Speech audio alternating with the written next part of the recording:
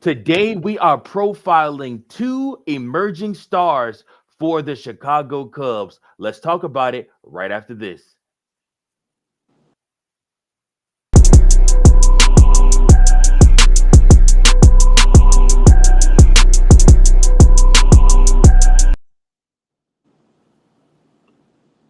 What's going on, my Chicago Cubs family? Hope you guys are having a great day so far. It's your boy Mike Jones back with another episode of the Chicago Cubs Central on the Chi-Town Sports Network. I am here once again with my main man, Coach. What's going on, Coach? How you doing, brother? Hey, good, Mike. Thanks for having me on again. I'm really loving doing this with you, and I hope the fans love it too. Yeah, no doubt, man. No doubt. We're definitely learning a lot, being able to engage and talk about Cubs sports, and Cubs baseball, and just being around somebody that is, I would consider a baseball savant with how you go through the stats and whatnot. I'm more of the eye test type of guy. I'm gonna look at the eye test. I'm gonna tell you what I see on the field and where I think guys need to be better. So again, the yin and the yang, but you get both here on the Chicago Cubs Central page. So that's why you should come here. That's why you should like, you should subscribe, and you should follow and keep in touch with us because we're trying to give you the very best in Chicago Cubs content. We also need you to like, share, subscribe to the page as well. So if you could do that for me, I would greatly, greatly appreciate it. But now on to today's topics. First and foremost, man, Pete Crow Armstrong. Not only did he have the longest name in the MLB on the back of his jersey this last season, but he also became an emerging star for the Chicago Cubs this last past year. PCA this season had a .237 batting average. He had 10 home runs, 47 RBIs, and 88 hits. For me, I'm looking at PCA and I just see electricity all over him. Like I said, I just think that he's able to really like electrify the crowd. He's really brings something to the Cubs fan base that they haven't seen in a while. Because once he gets on base, like I said, not only can he hit the ball, he can hit it hard, but then he also, once he gets on base, he's gonna go for the steals. He's gonna go and try to make something happen with his feet. And like I said, stealing bags and everything like that. And it's just electrifying to watch as a fan. Obviously, like I said, we all love the home run, the inside the park home run play we saw from him this last past year, where he hit where he did an inside the park home run, and it was amazing to watch. A really, really cool play to see from him. What do you think about PCA when I read off his stats and tell you about his year? Not a bad rookie season. I Mhm. think with the expectations that came in on PCA, I think he did fairly well to Mhm. meet some of those expectations. And what I mean by that is fielding wise and base running wise.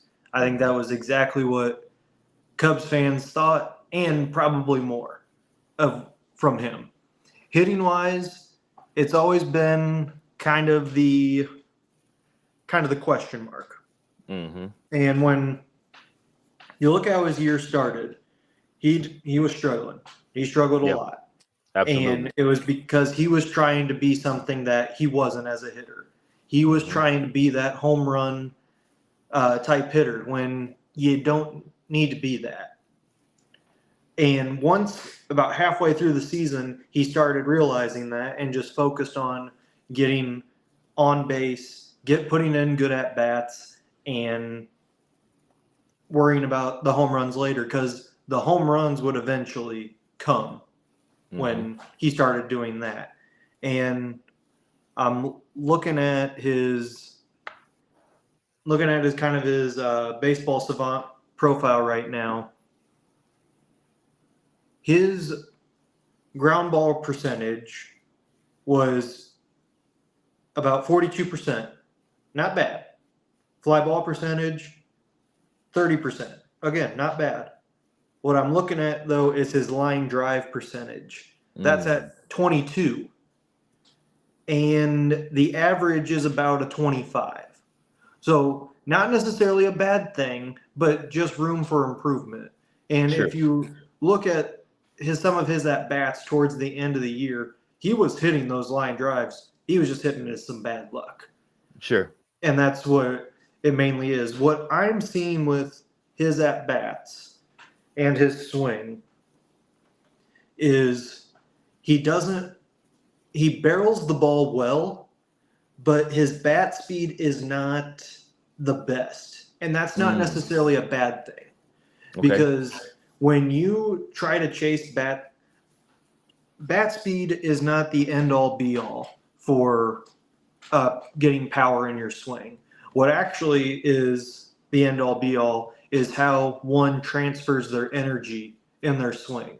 So what I mean by that is when they're loading and then they come in to their swing. Mookie Betts is probably the best version of anybody. So if any hitter is watching this, study Mookie Betts' swing because he is perfect at that. He has a very low bat speed, but the way he transfers that energy is excellent.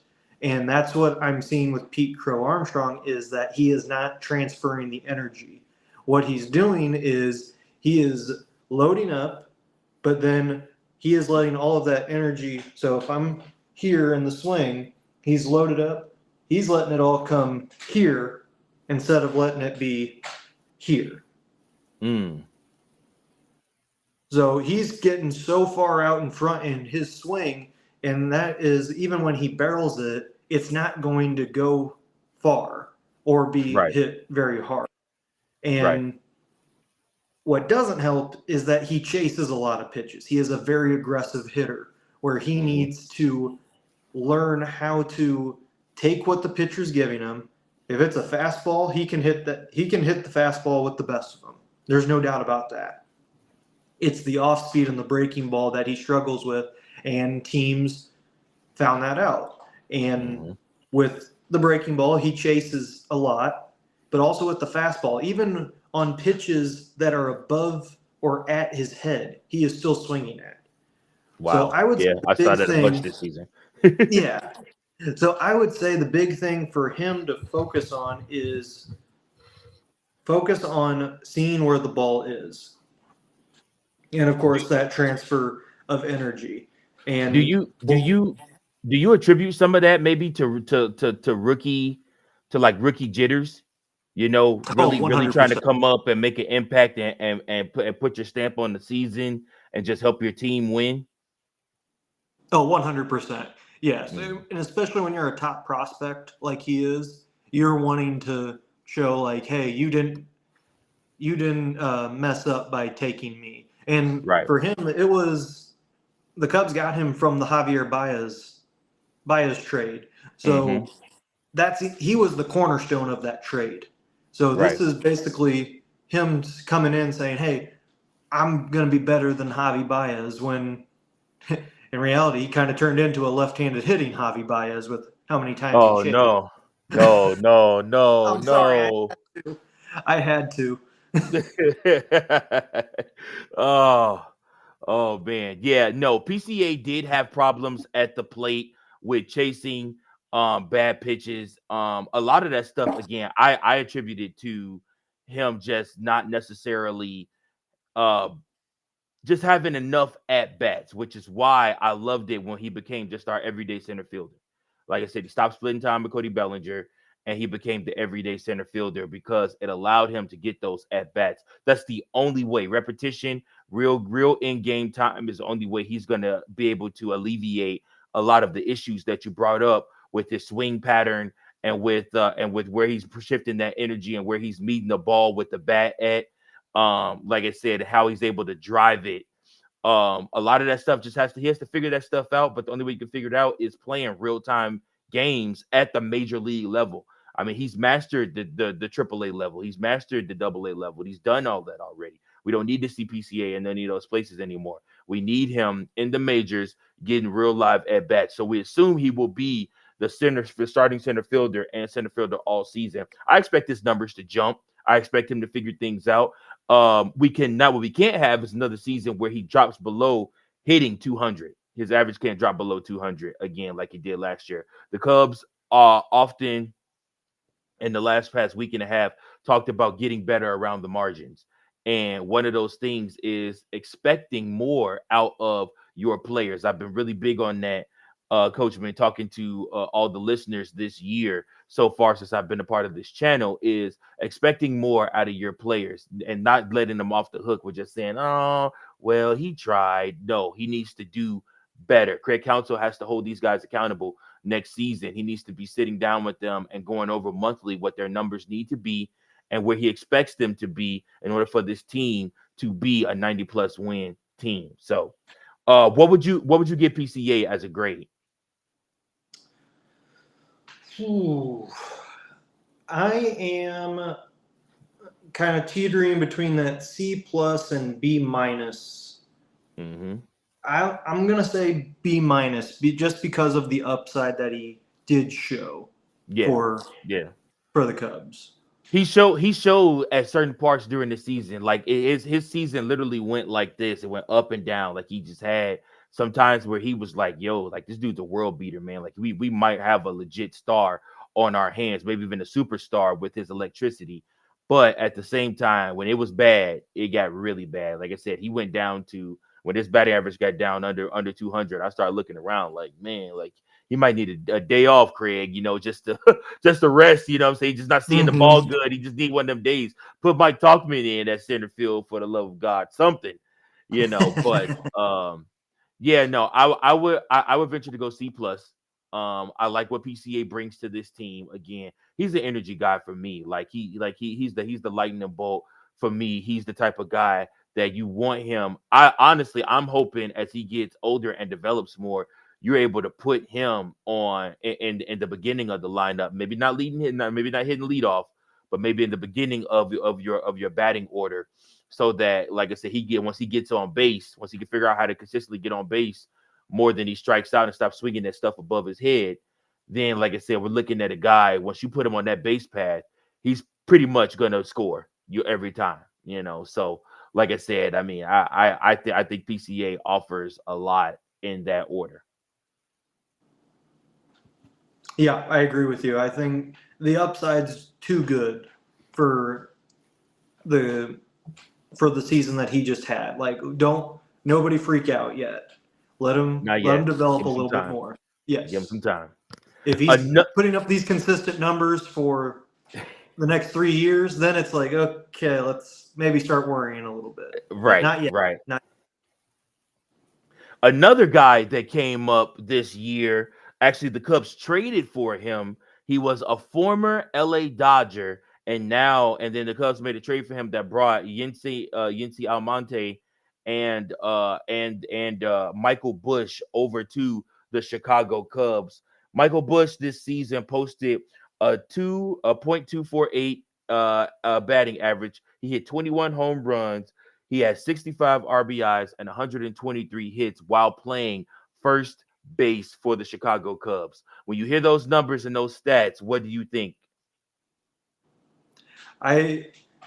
So if I'm looking at the stats, just as the stats, I see it as average to slightly below average Okay. for a first baseman. Okay. As a first baseman, you kind of want those power numbers up a little bit more. 21's still good, but 30 is kind of where the upper echelon that you're looking for, and Sure. 65 RBI is not necessarily great either as a first Hmm. baseman. Now that's just based on stats. Right. If you dive deeper, Michael Busch was one of the most consistent Cubs players this year. Yep. And what made it that was his batting eye. He had one of the best batting eyes in the league this year. He had a 85%, or I'm sorry, it was a 11% walk rate, which is up in the upper echelon of where you want to be. Like that's Right. one of the tops in the majors. His chase percentage, meaning chasing pitches out of the zone, was only at 23%. Again, top of the that's near the top of the league for one of the best. Mm-hmm. and he found barrel a lot too. Yep. So that's kind of the things that I thought were great. However, his batting eye also was detrimental to him because it caused more strikeouts than Mm-hmm. probably should have. While he did work himself into deep counts, he would take a lot of pitches that were probably the pitches that he should be swinging at. Swinging that. Yep. Yep. Just overthinking it almost to an extent. Trying Yeah, to and trying to that's get that trying to get that perfect pitch, and instead of taking again, like you said, what the pitcher's giving him. yeah. And the biggest thing I saw from Michael Busch compared to his first year with the Dodgers was he definitely is hitting a lot more line drives and he's Mm-hmm. definitely getting more barrel to the ball. Mm-hmm. Very similar to Pete Crow Armstrong, Busch does not have very good bat speed. Mm. Again, it's one of the he only swings at about 70 miles per hour, which is not the lowest, but also not the greatest. Again, Mm-hmm. not a bad thing because it depends on how you transfer your energy. The issue with Bush is that he doesn't have any opposite field power. Mm. And I mean that by meaning that he can go the other way, but it's not going to be hit as hard. I'm actually looking at his spray charts right now. He had one home run hit to left field this year. Everything else was either center. He hit three to center field. Everything else was pull side. And besides that, the only other extra base hit he had to the left side was one double. Everything else was a single. So, and this was probably planned by the Cubs hitting department. When you have a guy who does not have a lot of bat speed and they you tell him, hey, go the other way, those balls aren't going to be as hit as firmly. Right. So a way to counteract that is you become more of a pull hitter, which is kind of what Bush did. He pulled the ball about 40% of the time. Mm-hmm. But what really stood out to me was that 35% of the time he went up the middle. And that's a good thing. Because if you are doing that, that means you're getting about what you need out of your swing. But going back to the pull, if you have when you pull the ball, that's the hardest you're probably going to hit it. Right. So in order to counteract your slow bat speed, you need to pull everything. And when Bush would get the pitches he would need like a down the middle or inside pitch, he would make it work. Mm-hmm. It was those outside pitches that he would struggle with to try and pull. Now, towards the end of the year, he did a much better job of hitting those outside pitches and just driving them up the middle instead of trying to pull them. So, if he can focus on that into next year and not worry so much about going the other way, which I don't think he was that much, I think it was more of him trying to figure out what do I do with this outside pitch. He's Right. going to take a huge step forward in his development, but he's got to I think he's got to do is he's got to really attack early. He's got to know if there's a pitch coming in, I can't just work the count. I got to jump on that first pitch if it's a good one. Mm. It's just going to depend on the situation. I think too much last year he would come up with a runner on in scoring position and he would take that first pitch that was probably his best pitch and then he would try and work the count from that point. If you got a runner on second or a runner at third, you are wanting to ambush that pitcher Right. almost. But you have to know it.